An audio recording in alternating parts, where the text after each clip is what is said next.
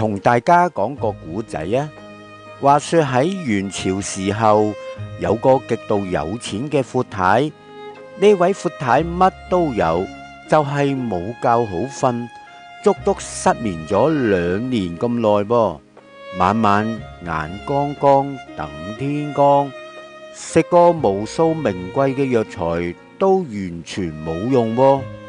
佢老公見老婆日日咁辛苦，心痛死啦。於是揾咗當時嘅頂級大醫張子和。張大醫嚟到把完脈就話：夫人兩手嘅脈都好慢。中醫有講，脾主屍，你諗嘢諗得太過分啦，傷咗個脾胃，所以咪眼光光咯。揾到病因咁點醫啊？張大醫捉住個老公拉埋一邊，細細聲商量咗個激將法。跟住落嚟，張大醫開始發功啦。佢先係獅子開大口，屈咗一筆天價嘅診金，收咗錢仲未算喎，仲日日喺闊太屋企大魚大肉，白食白飲，好幾日添喎。最後竟然連半劑藥都唔開，拍拍囉柚就閃咗人。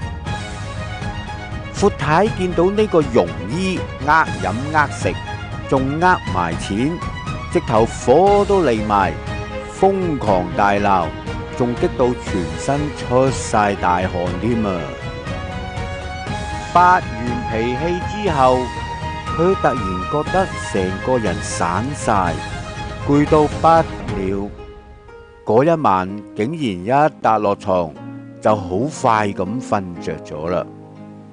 最誇張嘅係佢一覺瞓足8日9日先至捨得醒。自此之後，闊太胃口好返，脈象回復平穩，2年嘅頑固失眠竟然就咁醫好咗喎。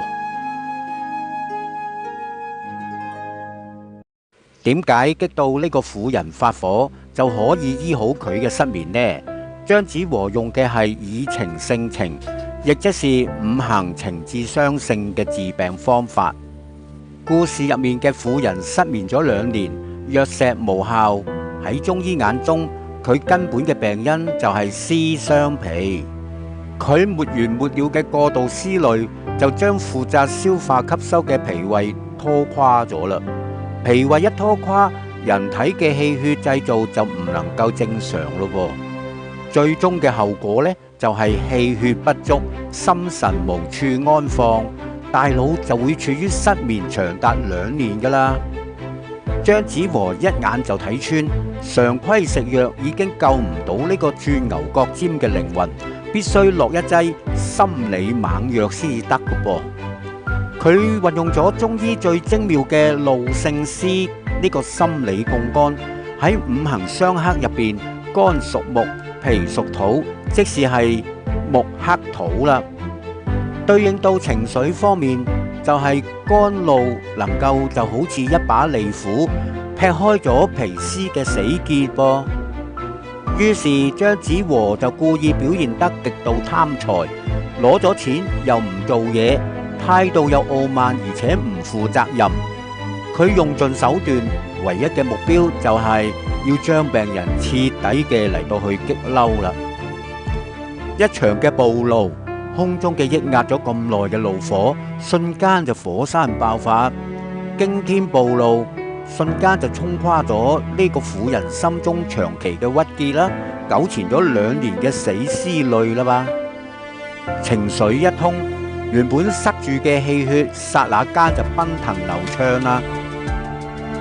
病人發大火一場，隨後全身大汗淋漓，呢個中醫就稱為汗出而解啦，代表體內嘅邪氣同鬱結隨汗水徹底就排出嚟啦。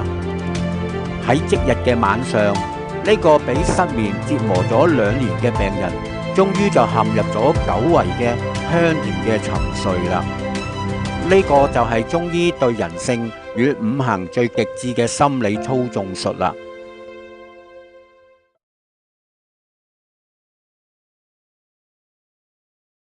如果你對今集嘅內容有分享，歡迎你喺評論區分享你嘅回應，多謝大家。